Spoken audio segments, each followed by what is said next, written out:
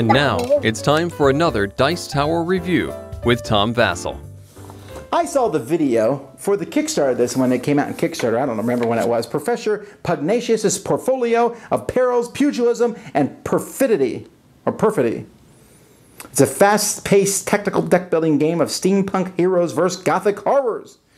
So actually the box looks pretty cool, it looks like a book, and it's a deck-building game, which, you know, we haven't seen many deck-building games recently, so it's good to see another one come out. I'm always interested in how they work. Let's take a look at it.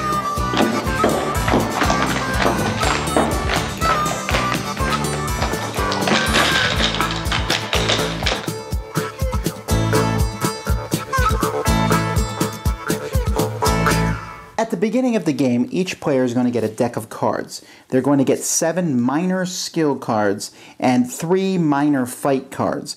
You'll notice that these cards look very similar. On the side there are 4 cogs.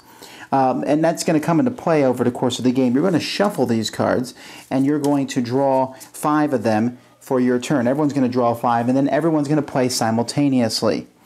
Now, whenever you play cards in front of you, skill cards count as money. So you're going to be able to buy more cards with those. Fight cards are going to be used to fight the different people who are over here. We'll come back to that.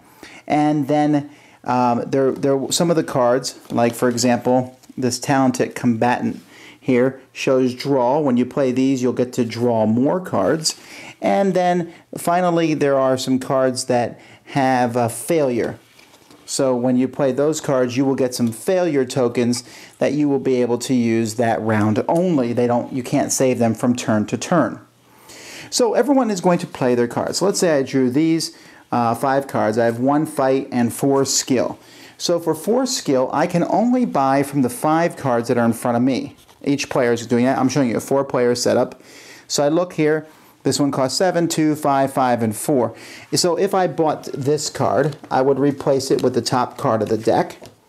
Or if I bought this card, I'd replace that one. Maybe I'd get another 2 that I could buy. But I only have 4 to spend. So I can pick any of the cards that I'd like to buy from the ones in front of me. I'm also allowed to buy these cards here, which cost 3, a greater skill, which when you play it gives you 2 skill, and a greater fight, which when you play it gives you 2 fight. So players are going to do that. Now, after everyone's done playing or buying cards, they'll be replaced, so each player will still have 5 cards in front of them. Then, all the cards are going to shift in a clockwise fashion. So it works like this. This card swings over here. These 4 slide down. This comes over here. These 4 slide down. That swings over there. These 4 slide down. That swings around. So one of your cards is going to swing to the other players every turn. There's also a lot of different cards that will let you manipulate how the cards are moved. And many of the cards will give you special abilities. Let's look at some of these special abilities here. For example, if an opponent loses a fight this turn, you can put this in someone else, they must discard a card. If you win a fight this turn, you get +1 experience. This one here is simply +1 fight and 2 failure.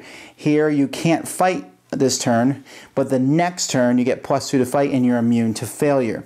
And there's a lot of cool cards like that. Some of them are really cool, like this reliable redactor here. It's an expensive card, but when you play it, it stays in front of you all the time, and it gives you a permanent +2 to fight. After everyone has bought their cards, then players are going to fight. Each player has a pile of tokens that they're going to have, and they're going to play one of these tokens to show who they're secretly going to fight. They're either going to fight the final boss, which in this game is a mechanical abomination, they're going to fight the training dummy, or they're going to fight monsters 1, 2, or 3, which are randomly drawn from a deck, and more will show up as the game progresses. Now, the reason for this being secret is almost non-existent. I don't even know why the rules mention it. But I guess it might matter in some situations because multiple people can fight the same person. They each have a number at the top, and that's the number that you need to defeat them. So you can see here, for example, this Horde Guardian, you need 5 fight to beat him. If you win, you get 3 experience and 2 skill that you'll be able to use on your next turn to spend. If you lose, next turn you're -3 skill. If you defeat the Clockwork Spider Queen, you win 5 experience. If you lose, all the other players get to draw an extra card. You can always fight the training dummy. Just keep beating on him. If you win, you get to trash a card, get rid of it out of your deck forever in your hand or your discard pile. If you lose, nothing bad happens to you.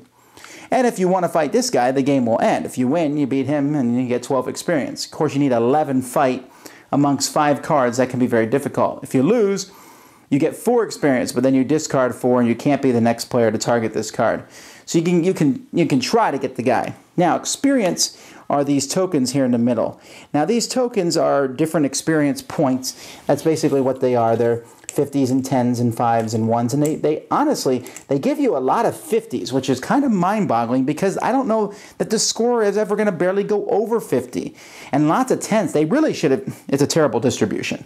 These other tokens here are these failure tokens, and remember those, when right after everyone decides who they're going to fight over here, you can play your failure tokens on other people, and that basically subtracts from your fight total for when you beat these guys. So this is going to continue. The game's going to go around and around and around till either the deck runs out to put cards in the middle or till someone beats the mechanical abomination. At that point, players are going to compare the different tokens that they have, the experience tokens that they've gotten, and whoever has the highest experience total is the winner of the game. The rulebook also comes with explanations of other things that the add-on packs add to it, but none of that comes in the base game, and that's just what we're talking about here. Yeah, here's the thing, folks. I played a lot of deck building games. I think I've played almost all of them. This one's the worst. Oh, and I hate saying that because I played the Miskatonic School for Girls, which was pretty bad, and I hate the DC deck building game, although I know a lot of people like that, okay, blah, blah, blah. But this one, so fiddly is the first problem with it. Moving those cards in a circle, that sounds like a really cool concept, and after a while you're like, ah, I gotta move all the cards, move them all again. I mean, it should come with a Lazy Susan that you can just kind of move a little bit. I guess that would work better, put all the cards in a circle, but wow, is that a pain in the neck. And then the design of the game itself. I said that there was too many of those 50s and 1s, but they're hard to tell apart color-wise anyway, and the cards are really hard to read. You really have to look closely at them. And it's kind of weird, the steampunk versus the gothic horror. I don't mind that per se. But there's just so many weird things like secretly pick who you're going to fight. Well, does that matter? Well, not really. But that's not what the problem. I'm just talking about minor stuff. The biggest problem with the game is that most of the cards are just not useful. It's boring. That's the biggest problem with the game. Is the sin of this game is that it's boring. And I look at the 5 cards in front of me and go, none of those are really interesting. I'd rather have the advanced fighting or the advanced, buying more cards. Those cards sold out in every game I had because they're better than 75% of the other cards. And then the ultimate sin is when you mess up other people. The tokens that you do that. Many of the cards that attack other people. Well, those cards are good, but you don't get any benefit from attacking other people. You're just being a jerk. Now, being a jerk is fun sometimes, but you usually want some sort of benefit for yourself. Like, I'm stealing that from you, ha ha ha. But here you're just like saying, oh, you're not going to fight that guy. But the cards that let you do that don't help you out. So when I take them, when I buy these cards, I am just hurting one other person, and the other players, they go up. And I hurt that person. So I don't get any benefit, so it's not worth doing. I would like someone to explain to me why it's worthwhile to attack someone. Yeah, if you attack someone as part of helping yourself out, and there are some cards that do that, that's fine. And there's some really great cards in this game, but for the most part, most of them aren't. Most of them are fairly boring. And a lot of cards, move a card 5 over. Oh, that's so fiddly again. And then the game doesn't really give you some technical thing. Now, there are some expansions, and I heard that the expansions make it better, but the base game is so bad and so boring that I don't know that I'll get to them. As it is, I cannot recommend this. This was... Well, I keep using the same word over again, but I don't use that word with many games. Many games are bad, but this one just so yawn-inducing. It's obviously uses the ideas of ascension, okay, which many deck builders have done.